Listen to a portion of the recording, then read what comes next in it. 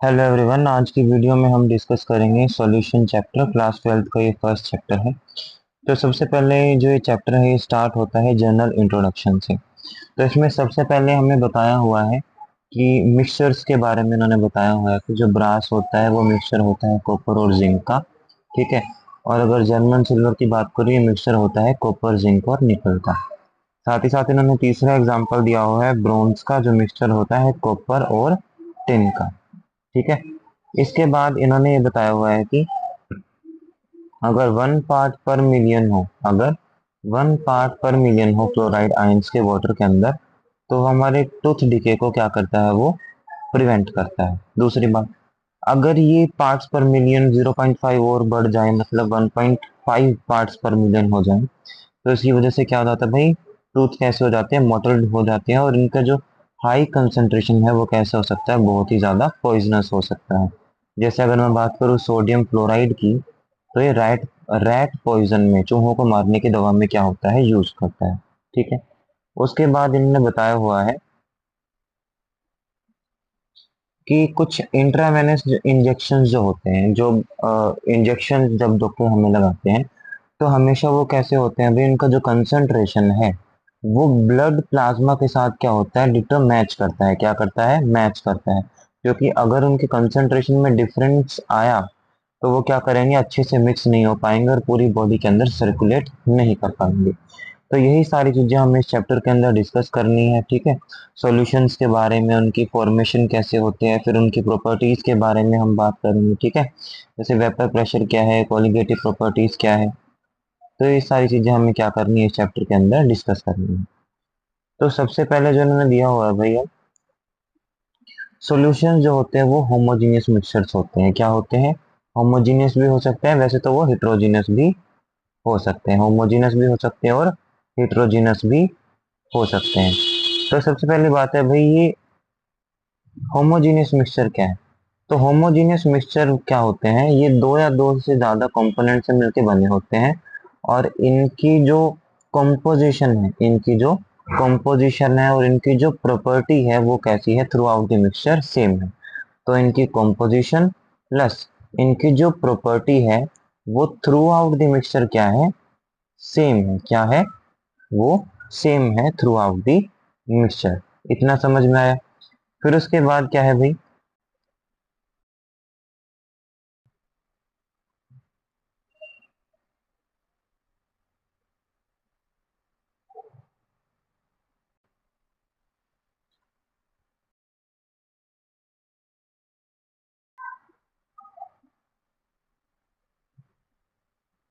इसके बाद हमारे पास है, ध्यान से अगर आप देखेंगे, एक सेकेंड, जो ये मिक्सचर होता है, ये जो सॉल्यूशन होता है, ये दो कंपोनेंट से मिलके बना हुआ होता है, सोल्यूट या फिर सॉल्वेंट। इसमें जो सॉल्वेंट होता है ना, ये ज्यादा क्वांटिटी में आपको क्या मिलेगा, सॉल्यूशन के अंदर मिलेगा। और जो सोल्यूट होगा वो कैसे मिलेगा, आपको कम क्वांटिटी में मिलेगा। क्या मिलेगा, कम क्वांटिटी में मिलेगा। अब इस चैप्टर के अंदर हमें दे रखे हैं बाइनरी सॉल्यूशन। कौन से, बाइनरी सॉल्यूशन। अब इसमें अगर मैं बात करूं, बाइनरी सॉल्यूशन का मतलब ये है भाई, आपके पास दो कंपोनेंट होंगे। कितने, दो कंपोनेंट्स। देखिए, दो कंपोनेंट्स होंगे आपके पास। ठीक है। और ये जो कंपोनेंट है ये सॉलिड भी हो सकते हैं, लिक्विड भी हो सकते हैं, गैस भी हो सकते हैं। तो सबसे पहले जैसे अगर मैं गैसियस सॉल्यूशंस की बात करूं, इसका मतलब क्या है कि जो ये सॉल्वेंट होगा वो गैसियस स्टेट का होगा, तभी तो ये सॉल्यूशन गैसियस स्टेट में बनना है। ठीक है। इसमें अगर मैं बात करूं, सबसे पहला है गैस और गैस का मिक्सचर। तो गैस और गैस का जो मिक्सचर बनेगा वो कौन सा होगा भाई, ऑक्सीजन और नाइट्रोजन ले लो, या हमारी जनरल एयर जो है उसको आप बता सकते हो। दूसरी बात, अगर लिक्विड की मैं बात करूं, लिक्विड गैस के अंदर है, इसमें आप एग्जांपल ले सकते हो क्लोरोफॉर्म मिक्स विद नाइट्रोजन। ठीक है, chloroform mix with nitrogen, chloroform mix with nitrogen. उसके बाद है कैम्फर, उसके बाद क्या है, कैम्फर इन नाइट्रोजन। ठीक है। ये किसका एग्जांपल है, सॉलिड और गैस का। उसके बाद बात करते हैं किसकी, लिक्विड सॉल्यूशंस की। किसकी, लिक्विड सॉल्यूशंस की। तो इनकी अगर मैं बात करूं, अगर हम लिक्विड सॉल्यूशंस की बात करें, लिक्विड सॉल्यूशंस की। तो इसका मतलब ये है कि भाई लिक्विड सॉल्यूशन में क्या होगा, जो ये होगा मतलब सॉल्वेंट होगा वो कैसा होगा, लिक्विड स्टेट का होगा। कैसा? लिक्विड स्टेट का क्या होगा भाई, सॉल्वेंट होगा। इसमें जो सबसे पहले एग्जांपल दिया हुआ है वो दिया हुआ है गैस और लिक्विड का। तो गैस लिक्विड के अंदर प्रेजेंट है, जैसे एग्जांपल लूं मैं, ऑक्सीजन डिसॉल्व होती है वाटर के अंदर। लिक्विड लिक्विड का क्या है भाई, इथेनॉल डिसॉल्व इन वाटर। तीसरा है सॉलिड को लिक्विड में डिसॉल्व किया है, मतलब ग्लूकोज डिसॉल्व इन वाटर। उसके बाद तीसरा क्या है, सॉलिड सॉल्यूशन। सॉलिड सॉल्यूशंस कौन से होंगे भाई, इसमें सोल्यूट कैसा होगा, सॉलिड, लिक्विड, गैस। ठीक है। और सॉल्वेंट कैसा होगा, सॉलिड स्टेट में, तभी तो ये लिक्विड उसका सॉलिड सॉल्यूशन बनेगा, क्योंकि सॉल्वेंट डिटरमाइन करता है इसकी स्टेट को, इसको सॉल्यूशन को। तो सॉलिड सॉल्यूशन में सबसे पहला है गैस ऑन दी सॉलिड। इसमें हम बात करते हैं हाइड्रोजनेशन की। जो निकल प्लेटिनम पैलेडियम होता है, इसकी हेल्प से हम क्या करते हैं, हाइड्रोजन का एडिशन करवाते हैं। दूसरा क्या है, लिक्विड और सॉलिड का सॉल्यूशन, ये है एमलगम और मरकरी का। उसके बाद क्या है, सॉलिड और सॉलिड। सॉलिड और सॉलिड का क्या है भाई, copper dissolved in gold, alloys आप ले सकते हो। तो ये सारे के सारे क्या है भाई, इसके एग्जाम्पल है। इसके बाद क्या है भाई, इसके बाद एग्जाम्पल है ये, एग्जाम्पल नहीं, इसके बाद टॉपिक है हमारे पास एक्सप्रेसिंग कंसंट्रेशन टर्म्स। तो हमारे पास कुछ कंसंट्रेशन टर्म्स होती है, क्योंकि केमिस्ट्री में हम स्पेसिफिकली क्या करते हैं, कंसंट्रेशन टर्म्स की बात करते हैं, स्टैंडर्ड टर्म्स की। जैसे सबसे पहले दी हुई है ना, मास परसेंटेज। कौन सी, मास परसेंटेज। तो मास परसेंटेज में क्या होता है भाई, वेट बाय वेट। क्या होता है, वेट बाय वेट। इसमें जो ऊपर वाला जो वेट होगा ये किसका होगा, कंपोनेंट का। या तो ये होगा सोल्यूट का, या फिर ये होगा सॉल्वेंट का। या तो ये सोल्यूट का होगा या फिर ये किसका होगा, सॉल्वेंट का। ठीक है। तो इसमें अगर मैं बात करूं भाई, जैसे तो mass of solute by mass of solution, और मल्टीप्लाई करेंगे हम 100 से, क्योंकि हमें किसमें निकालना है, परसेंटेज में। इसके अगर एग्जांपल की अगर आप बात करो, क्या है इसका एग्जांपल, इसका एग्जांपल है भाई आपने 10% ग्लूकोज लिया वाटर के अंदर। मतलब क्या है इसका, 100% सॉल्यूशन में से 10% तो ग्लूकोज ही है। तो 10 ग्राम ग्लूकोज को आपने 90 ग्राम पानी के अंदर मिलाया है, तभी तो ये क्या हुआ, 100 ग्राम सॉल्यूशन बना। क्योंकि परसेंटेज के हिसाब से देखिए, अगर 10% ही यही है, तो 10% क्या होगा, ग्लूकोज, और बाकी 90% क्या होगा, 90 ग्राम क्या होगा, वाटर। दूसरी जो कंसंट्रेशन टर्म है वो कौन सी है, वॉल्यूम बाय वॉल्यूम की। दूसरी है वॉल्यूम बाय वॉल्यूम की। तो इसमें क्या होगा भाई, ऊपर volume of component, volume divided by volume of solution, into में क्या कर दोगे आप, 100 कर दोगे, क्योंकि आप किस में बात कर रहे हो, परसेंटेज के टर्म्स में बात कर रहे हो। जैसे अगर मैं 10% इथेनॉल लूँ भाई, सोल्यूशन का है, इसका मतलब क्या होगा भाई, 10% इथेनॉल है 90 ग्राम पानी के अंदर, तभी तो 100 ml सॉल्यूशन बना है। ठीक है। फिर उसके बाद एग्जाम्पल इन्होंने लिया हुआ है नेक्स्ट टर्म का, वेट बाय वॉल्यूम का। तो ऊपर आएगा कंपोनेंट का वेट, नीचे आएगी, सॉरी, ऊपर क्या आएगा, वेट ऑफ कंपोनेंट, और नीचे क्या आएगा भाई, volume of the solution. Weight of component by में volume of the solution. Next क्या है, पार्ट्स पर मिलियन। तो पार्ट्स पर मिलियन में क्या होगा, ऊपर आएंगे पार्ट्स कंपोनेंट के, और नीचे आएगा सॉल्यूशन के पार्ट्स। ठीक है। तो कंपोनेंट्स की अगर मैं बात करूं, किसी सॉल्यूट का या सॉल्वेंट के कंपोनेंट्स दिए होंगे, और नीचे हम क्या करेंगे, टोटल सॉल्यूशन के कंपोनेंट्स लिखेंगे, और मल्टीप्लाई करेंगे हम 10⁶ से। मल्टीप्लाई हम किससे करेंगे, 10⁶ से। 10⁶ से हमने क्या किया, 10 से हमने 6 से इसलिए मल्टीप्लाई किया, क्योंकि हम मिलियन में निकाल रहे हैं। 1 मिलियन में होते हैं 10 लाख, और 10 लाख में होते हैं 6 जीरो। इसलिए हमने क्या किया भाई, 10⁶ से इसको क्या किया है, मल्टीप्लाई किया है। नेक्स्ट कंसंट्रेशन टर्म आपकी है मोल फ्रैक्शन। मोल फ्रैक्शन में क्या होता है भाई, moles of the component divide में मोल्स ऑफ द सॉल्यूशन। ठीक है। अगर मैं बात करूं, अगर आपको सॉल्वेंट की निकालनी है, ए किसके लिए है भाई, सॉल्वेंट के लिए, तो एन से आप डिनोट करोगे किसको, मोल्स को। एन से आप डिनोट करोगे मोल्स को। तो मोल्स ऑफ सॉल्वेंट बाय में मोल्स ऑफ सॉल्यूशन। अगला केस अगर मैं देखो आपको, अगर आपको मोल फ्रैक्शन ऑफ सोल्यूट निकालना है, तो मोल्स आप लिखोगे सोल्यूट की, और मोल्स लिखोगे आप नीचे सॉल्यूशन के। ठीक है। इसके बाद इसके बाद है भाई, अगर आप फ्रैक्शंस का सम करो, कितने भी फ्रैक्शंस हो उन सब का जो सम आएगा वो कितना आएगा, 1। फॉर एग्जांपल मैंने एक्स ए प्लस एक्स बी लिया, इन दोनों का सम कितना आएगा, 1। ठीक है। फिर उसके बाद क्या है, ये क्वेश्चन दिया हुआ है इन टेक्स्ट के अंदर। सबसे पहला इसने बोला है भाई मोल फ्रैक्शन निकाल लो इथाइलिन ग्लाइकोल का। किसका, इथाइलिन ग्लाइकोल का आप मोल फ्रैक्शन निकाल लो।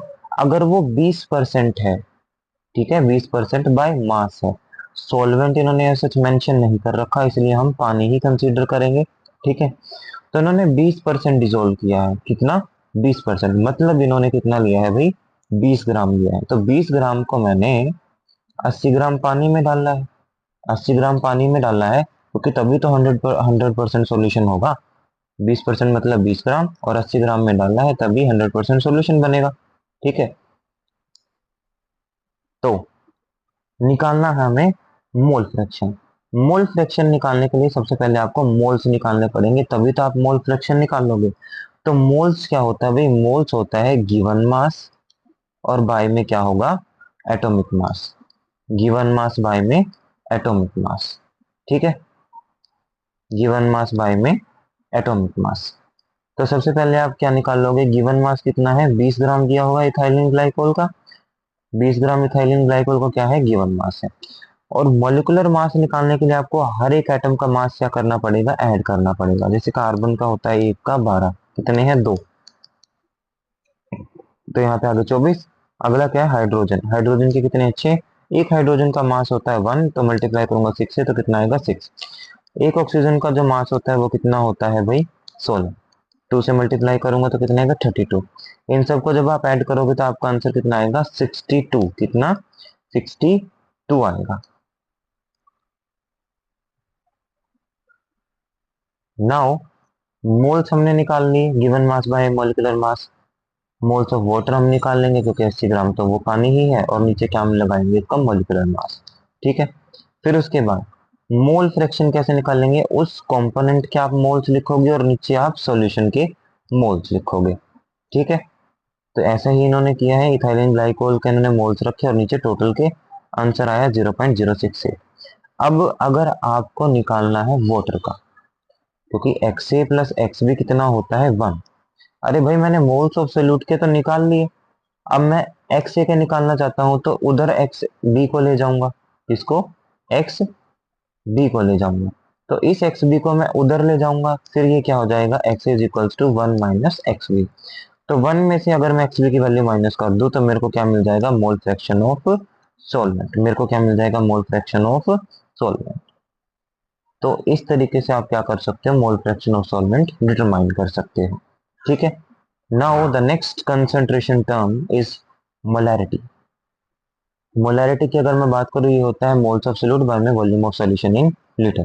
तो इसके बेस पे बड़ा सिंपल सा क्वेश्चन है कि भाई 5 ग्राम NaOH को मैंने मिक्स किया है 450 ml सॉल्यूशन में। तो 5 ग्राम NaOH है। सबसे पहले मैं क्या निकालने पड़ेंगे, मेरे को सोल्यूट के मोल्स, और सोल्यूट भी यही है।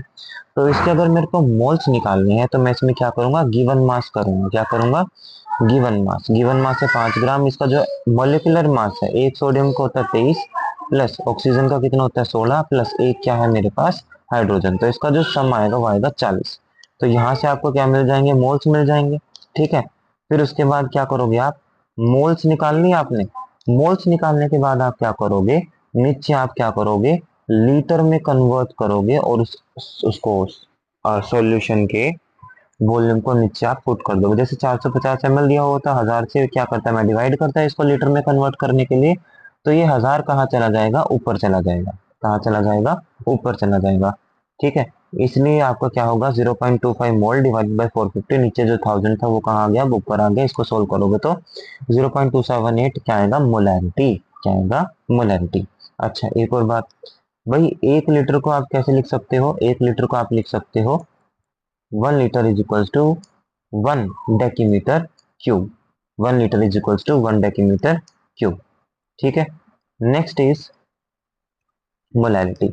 मोलैलिटी क्या होता है भाई, इसमें क्या होता है, मोल्स ऑफ सोल्यूट डिवाइडेड में क्या होगा, mass of solvent in KG. Mass of solvent in KG. तो इसके बेस पे भी एक सीधा सा क्वेश्चन है भाई, इसमें क्या है, आपको सबसे पहले मोल्स निकालने पड़ेंगे। तो वही बात है, इन्होंने कितना लिया हुआ, 2.5 ग्राम लिया हुआ इथेनोइक एसिड एसिड को।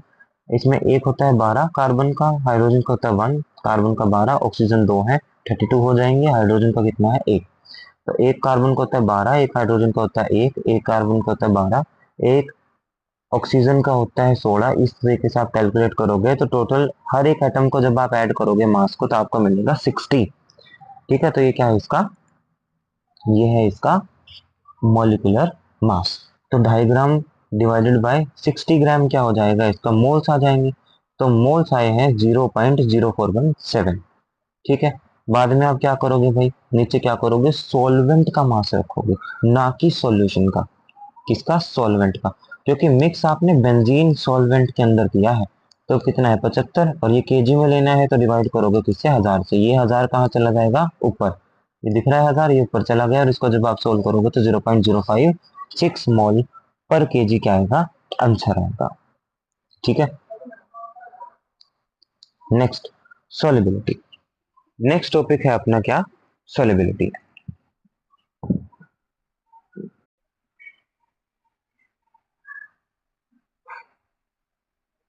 अब हम बात करेंगे नेक्स्ट टॉपिक की, दैट इज सॉलिबिलिटी।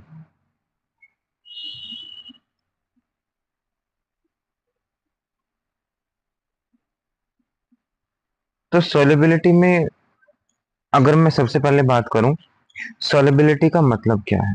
तो सॉलिबिलिटी वो मैक्सिमम एबिलिटी है किसी सब्सटेंस की, जो हम किसी सॉल्वेंट में, स्पेसिफाइड सॉल्वेंट में क्या करेंगे, हम ऐड करेंगे। क्या करेंगे, स्पेसिफाइड सॉल्वेंट के अंदर हम क्या करेंगे, ऐड करेंगे, और वो भी किस पे, एक स्पेसिफिक टेम्परेचर पे। और ये डिपेंड करेगा कि भाई नेचर क्या है सॉल्यूट का, और सॉल्वेंट का नेचर क्या है, टेम्परेचर क्या है, और प्रेशर क्या है। तो सबसे पहले एग्जांपल इन्होंने दिया हुआ है, solubility of a solid in a liquid. तो इसमें अगर मैं बात करूं कि भाई हर एक जो सॉलिड होता है ना, it does not dissolve in a given liquid. ठीक है, जैसे अगर मैं बात करूं सोडियम क्लोराइड की और शुगर की, तो ये तो आसानी से वाटर के अंदर डिसॉल्व हो जाते हैं, लेकिन ये नेप्थलीन और एंथ्रासीन के नहीं होते। क्यों, क्योंकि इनका नेचर पोलर होता है, और इन दोनों का कैसा होता है, नॉन पोलर। ठीक है, अब दूसरी ओर अगर मैं बात करूं, नेप्थलीन और एंथ्रासीन जो है, ये क्या करेंगे, ये बेंजीन के अंदर आसानी से क्या हो जाएंगे, डिसॉल्व हो जाएंगे। क्यों, क्योंकि ये दोनों के दोनों नॉन पोलर हैं। लेकिन सोडियम क्लोराइड और शुगर नहीं होंगे। तो इसका मतलब ये है कि भाई जो पोलर सोल्यूट है, जो पोलर सोल्यूट है, सिर्फ ये जो पोलर सोल्यूट होगा, ये जो पोलर सोल्यूट होगा, ये पोलर सॉल्वेंट के अंदर ही क्या करेगा, डिसॉल्व करेगा, और नॉन पोलर वाला नॉन पोलर के अंदर। ठीक है, तो जनरली ये कॉन्सेप्ट क्या निकल के आया भाई, इंटरेक्शन के बेसिस पे, इंटरमॉलिक्यूलर इंटरेक्शन के बेसिस पे हमें पता चला कि लाइक डिसॉल्व लाइक, मतलब जिसका जैसा नेचर होगा वो उसी के अंदर क्या होगा, डिसॉल्व होगा। ठीक है, अब हम अगर एक सॉलिड सोल्यूट को ऐड कर रहे हैं सॉल्वेंट के अंदर, तो कुछ सोल्यूट क्या हो जाएगा, डिसॉल्व हो जाएगा, और एक पर्टिकुलर कंसंट्रेशन को वो क्या करेगा, रीच करेगा। वो डिसोल्यूशन प्रोसेस को हम क्या बोलेंगे, इस प्रोसेस को हम क्या बोलेंगे, डिसोल्यूशन। एक सेकेंड, इस प्रोसेस को हम क्या बोलेंगे, डिसोल्यूशन। ठीक है, कुछ पार्टिकल्स जो होंगे वो क्या करेंगे, आपस में कोलाइड करेंगे, और बाद में क्या हो जाएंगे, सेपरेट आउट हो जाएंगे। क्या हो जाएंगे, सेपरेट आउट हो जाएंगे। उन्हें हम क्या बोलेंगे, crystallisation. That process is known as crystallisation, क्योंकि क्रिस्टल्स अपीयर हो रहे हैं, क्योंकि कुछ सोल्यूट पार्टिकल्स आपस में क्या कर रहे हैं, कोलाइड कर रहे हैं। एक स्टेज ऐसा आएगा जब ये दोनों के दोनों जो प्रोसेस होंगे, जब ये दोनों के दोनों जो प्रोसेस होंगे वो क्या होंगे, सेम रेट पे चलना क्या हो जाएंगे, शुरू हो जाएंगे, डिसोल्यूशन और क्रिस्टलाइजेशन। अब जब ये प्रोसेस होगा कि भाई ये दोनों प्रोसेस कैसे हो गए हैं, अब बिल्कुल दोनों कंटिन्यूटी में चल चुके हैं, और डिसॉल्व भी हो रहा है और क्रिस्टल्स भी अपीयर हो रहे हैं, उसे हम बोलेंगे डायनेमिक इक्विलिब्रियम। क्या बोलेंगे, डायनेमिक इक्विलिब्रियम। इसमें क्या होता है, जब सोल्यूट और सॉल्वेंट को ऐड करते हैं तो इससे हमें क्या मिलता है, सॉल्यूशन मिलता है। और सॉल्यूशन से फर्दर हमें क्या मिल रहे होते हैं, सॉल्यूट और सॉल्वेंट मिल रहे होते हैं। इस स्टेज पे क्या होगा, जो कंसंट्रेशन होगा वो कांस्टेंट हो जाएगी, ठीक है, और टेम्परेचर भी और प्रेशर भी क्या हो जाएगा, कांस्टेंट हो जाएगा। तो सिमिलर प्रोसेस, ये जो सिमिलर प्रोसेस है आपको तब देखने को मिलता है जब गैसेस को आप डिसोल्व करते हो लिक्विड सॉल्वेंट्स के अंदर। तो जब एक ऐसी स्टेट आ चुकी है कि हाँ भाई इसमें और सॉल्यूट ऐड नहीं हो रहा है, उसे बोलेंगे हम सैचुरेटेड सॉल्यूशन, ठीक है। अब ये तो सैचुरेशन हो चुका है भाई, इसके बाद अब और सोल्यूट के मॉलिक्यूल्स इसके अंदर ऐड नहीं हो सकते। लेकिन अनसैचुरेशन सॉल्यूशन में क्या होगा, अनसैचुरेटेड सॉल्यूशन में आप डिसोल्व कर सकते हैं सोल्यूट को, ठीक है, एक सेम टेम्परेचर पे। The solution which is in dynamic equilibrium with undissolved solute is the saturated solution and contains maximum amount of solute dissolved in a given amount of solvent। तो जो डायनामिक इक्विलिब्रियम होता है उसके अंदर क्या होता है भाई, अनडिजोल्व्ड सोल्यूट इसलिए दिख जाते हैं क्योंकि उसके अंदर पहले ही मैक्सिमम सोल्यूट क्या हो चुका है, डिजोल्व हो चुका है, ठीक है। और जो कंसंट्रेशन जी थी सोल्यूट की, वो कैसी हो गई सॉल्यूशन में, उसकी सोलिबिलिटी हो गई। अब इसको अफेक्ट कौन कौन करेगा, इसको अफेक्ट करता है टेम्परेचर। अगर वो प्रोसेस एंडोथर्मिक हुआ, अगर वो प्रोसेस एंडोथर्मिक हुआ, एंडो मतलब अंदर, थर्म मतलब हीट, उसे हीट चाहिए खुद को प्रोसीड करने के लिए, तो उससे क्या होगा भाई, एंडोथर्मिक रिएक्शन होगी, वहां से क्या होगा, रिएक्शन प्रोसीड कर जाएगी। दूसरी होती है एक्सोथर्मिक, एक्सो मतलब एग्जिट, थर्म मतलब हीट, उस रिएक्शन को पहले ही हीट नहीं चाहिए, ठीक है। तो इसीलिए टेम्परेचर के क्या होती है, सोलिबिलिटी इनवर्सली प्रोपोर्शनल एक्सोथर्मिक के केस में। लेकिन एंडोथर्मिक के केस में, एंडोथर्मिक के केस में टेम्परेचर के कैसे होते हैं, ये डायरेक्टली प्रोपोर्शनल, ठीक है। प्रेशर, प्रेशर का इनके ऊपर ऐसा सच कोई इफेक्ट नहीं होता क्योंकि ये दोनों ही बहुत ज्यादा हाईली इनकम्प्रेसिबल होते हैं और इनके ऊपर प्रेशर का ऐसा सच कोई इफेक्ट पड़ता भी नहीं है। दूसरे एग्जांपल मैं ले रहा हूं भाई, जब आप गैस को लिक्विड के अंदर क्या करोगे, डिसोल्व करोगे, ठीक है। तो इसमें अगर मैं बात करूं भाई, इन्होंने एग्जांपल दिया हुआ है, जैसे ये इन्होंने बोला है अगर भाई मैंने यहाँ पे एक गैस ली हुई है, नीचे क्या है मेरे पास, लिक्विड स्टेट है, ठीक है। ये गैस क्या करेगी, इसके अंदर क्या करेगी, डिसोल्व होने की कोशिश करेगी। लेकिन जब आप वेट को ज्यादा कर दोगे, तो वेट को क्या कर दिया आपने, ज्यादा कर दिया, तो गैस क्या करेगी भाई, वो इसके अंदर क्या करेगी, डिसोल्व होने की क्या करेगी, वो कोशिश करेगी, ठीक है। इन्होंने क्या लिया है भाई, एक सेकेंड, जो सोलिबिलिटी है वो इंक्रीज करेगी गैस की जब आप प्रेशर को क्या करोगे, इंक्रीज करोगे, ठीक है। नीचे इन्होंने क्या लिया हुआ है, सॉल्वेंट लिया हुआ है, ठीक है। अब ये जो सॉल्यूशन है और ये जो ये ऊपर जो गैस है, ये दोनों दोनों कैसे हैं, डायनामिक इक्विलिब्रियम है। मतलब क्या है इसका भाई, जो गैसेस पार्टिकल जो अंदर जा रहे हैं, जो गैसेस पार्टिकल्स इसके अंदर जा रहे हैं और उतने ही क्या आ रहे होंगे, बाहर बाहर आ रहे होंगे, ठीक है। इसे बोलते हैं डायनामिक इक्विलिब्रियम इस स्टेट का, ठीक है। फिर उसके बाद क्या है भाई, आपने प्रेशर को क्या कर दिया, इंक्रीज कर दिया, वेट आपने क्या कर दिया, ज्यादा कर दिया, तो एक नया डायनामिक इक्विलिब्रियम रीच होगा जिसके अंदर क्या होगा भाई, ज्यादा गैसेस पार्टिकल्स क्या करेंगे, पर यूनिट वॉल्यूम बढ़ जाएंगे, ठीक है। और ये नया इक्विलिब्रियम क्या हो गया, रीच हो गया। तो प्रेशर के डायरेक्टली प्रोपोर्शनल है मास जितना इसके अंदर डिसोल्व हुआ गैस का। इसको डिटरमाइन करने के लिए एक लॉ आया जिसका नाम क्या है, हेनरी लॉ। ये जो लॉ है ये कहता है कि जो सोलिबिलिटी है गैस की लिक्विड के अंदर वो डायरेक्टली प्रोपोर्शनल है किसके, पार्शियल प्रेशर के, किसके, पार्शियल प्रेशर के। तो ये जो सोलिबिलिटी है ये डायरेक्टली प्रोपोर्शनल होगी किसके, पार्शियल प्रेशर के, क्योंकि जितना गैस उसके अंदर डिसोल्व होगा वो डायरेक्टली प्रोपोर्शनल होगा प्रेशर के, ठीक है।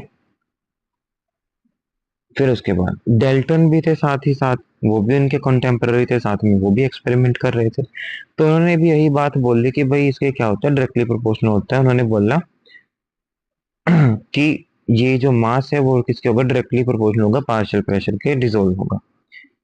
अब मैं क्या कर रहा हूँ भाई, केमिस्ट्री में कंसंट्रेशन टर्म्स की हम बात करते हैं स्पेसिफिक, इसलिए हम इस मास को मोल फ्रैक्शन की टर्म्स में ले रहे हैं, किसकी फ्रैक्शन में, किसके टर्म्स में? मोल फ्रैक्शन की टर्म्स में। तो मोल फ्रैक्शन जो है गैस का सॉल्यूशन के अंदर वो प्रोपोर्शनल होगा किसके? पार्शियल प्रेशर के। किसके? पार्शियल प्रेशर के। और जब आप इस डायरेक्टली प्रोपोर्शनल के साइन को हटाओगे आपको मिलेगा क्या? के एच। क्या मिलेगा? के H. That is called Henry constant. क्या होगा ये? Henry constant. ये है हेनरी लॉ की डेफिनेशन। ठीक है। और ये क्या है? इस फॉर्मूले की इंटरप्रिटेशन। ये फॉर्मूला कहना क्या चाह रहा है? ठीक है। अब यहां से अगर मैं ध्यान से देखो भाई, ये जो के एच है ये आपको नेचर के बारे में बताएगा कि गैस का नेचर क्या है, और ये डिफरेंट होता है हर एक गैस के लिए। ठीक है। अब केएच क्या करता है भाई? हमें सॉल्युबिलिटी के बारे में बताता है। क्या बताता है? सॉल्युबिलिटी के बारे में। ये जो केएच होता है it is inversely proportional to solubility. It is inversely proportional to solubility and it is directly proportional to temperature. It means अगर KH ज्यादा होगा तो टेम्परेचर ज्यादा होगा, अगर KH ज्यादा होगा तो solubility कैसी होगी? कम होगी गैस की। और solubility कम क्यों होगी? क्योंकि टेम्परेचर ज्यादा होगा। इसलिए क्या है भाई? KH डायरेक्टली प्रोपोर्शनल है किसके? टेम्परेचर के। ठीक है। फर्दर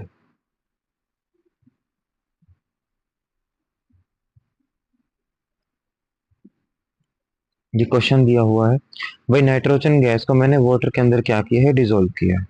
ठीक है। तो कितने मिली मोल्स नाइट्रोजन के उसके अंदर डिजोल्व हुए? कितना लिया हुआ है? 1 लीटर पानी। कितना? 1 लीटर पानी। उसका जो पार्शियल प्रेशर दिया हुआ वो इतना है। ठीक है।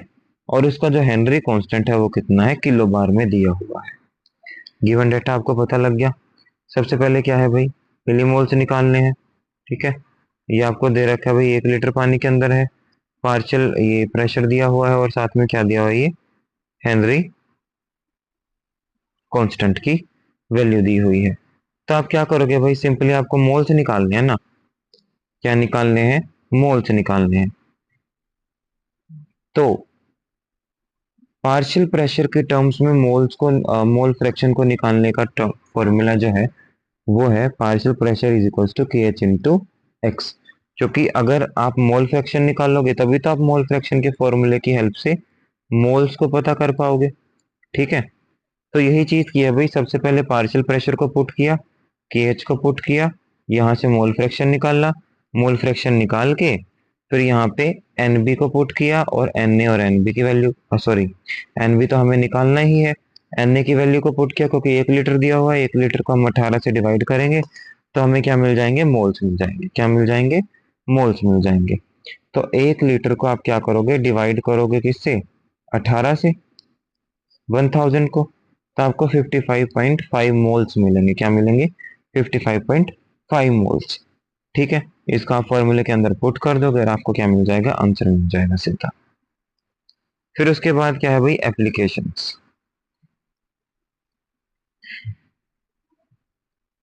जैसे भाई सोडा वाटर की बात करूं, मैं सॉफ्ट ड्रिंक्स की बात करूं, तो उनमें सॉल्युबिलिटी ऑफ CO2 को बढ़ाने के लिए इसका क्या करते हैं? हम यूज करते हैं हाई प्रेशर का यूज करते हैं। स्कूबा ड्राइवर्स जो होते हैं भाई वो क्या होते हैं? उनके पास हाई कंसंट्रेशन होती है डिजोल्व्ड गैस की, जिस टाइम वो ब्रीथ कर रहे होते हैं हाई प्रेशर होता है क्योंकि अंडर वाटर के अंदर। तो इंक्रीज प्रेशर की वजह से क्या होता है? सोलिबिलिटी बढ़ जाती है एटमॉस्फेरिक गैसेस की। ठीक है। और जब वो सरफेस की तरफ बढ़ते हैं ना तो प्रेशर घट जाता है, और प्रेशर घटने की वजह से वो गैस बाहर निकलने की कोशिश करती है, जिसकी वजह से क्या होते हैं? बबल्स बन जाते हैं। ठीक है। बबल्स भी किसके बनते हैं? नाइट्रोजन के। तो इसकी वजह से क्या होता है? कैपिलरी ब्लॉक हो जाती है, और ये क्या हो जाती है? इसकी वजह से एक मेडिकल कंडीशन हो जाती है जिसका नाम क्या है? बेंड्स। जिसका नाम क्या है? बेंड्स। जो बहुत ही ज्यादा पेनफुल होती है और डेंजरस होती है लाइफ के लिए। बेंड्स को प्रिवेंट करने के लिए क्या करते हैं भाई, और इसकी जो टॉक्सिक इफेक्ट होते हैं नाइट्रोजन के अंदर, नाइट्रोजन के, इसको प्रिवेंट करने के लिए क्या करते हैं भाई? ऑक्सीजन, हीलियम और नाइट्रोजन, इन सब का क्या करते हैं भाई? मिक्सचर लेते हैं उस टैंक के अंदर जिसको स्कूबा ड्राइवर पानी के अंदर लेके जाता है। हाई एल्टीट्यूड पे है अगर हम बात करें, माउंटेन के केस में अगर हम बात करें तो वहां पे जो पार्शियल प्रेशर होता है ऑक्सीजन का वो कैसा होता है? कम होता है ग्राउंड लेवल के कंपैरिजन में। ठीक है। This leads to low concentration of oxygen. अब वहां पे प्रेशर कम है तो डेफिनेटली हमारी ब्लड के अंदर भी भाई ऑक्सीजन का लेवल कम हो जाएगा क्योंकि प्रेशर ज्यादा नहीं है वहां पे। ठीक है। तो उस टाइम पे क्या होगा, हमारे टिश्यूज और ब्लड को प्रॉपर ऑक्सीजन नहीं मिल पाएगी और हमारे ब्रेन तक वो ब्लड ऑक्सीजनेटेड नहीं पहुंच पाएगा जितना होना चाहिए ऑक्सीजन की प्रेजेंस, जिसकी वजह से हमारी थिंकिंग कैपेबिलिटी क्या हो जाएगी, कम हो जाएगी। कम थिंक हम कर पाएंगे, उस कंडीशन को बोलते हैं एनोक्सिया। ठीक है। उसके बाद क्या है भाई, लीच एट्रियल प्रिंसिपल है। जो सोलबिलिटी है वो डिक्रीज करेगी टेम्परेचर के साथ, जैसे जैसे आप टेम्परेचर बढ़ाओगे।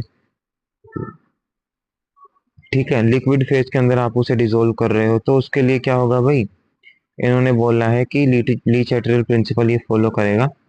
अगर एक्सोथर्मिक होगा प्रोसेस, कैसा, एक्सोथर्मिक अगर प्रोसेस होगा तो इनवर्सली प्रोपोर्शनल होगा किसके, टेम्परेचर के। टेम्परेचर जितना ज्यादा होगा तो सोलबिलिटी क्या होगी, उतनी कम होगी।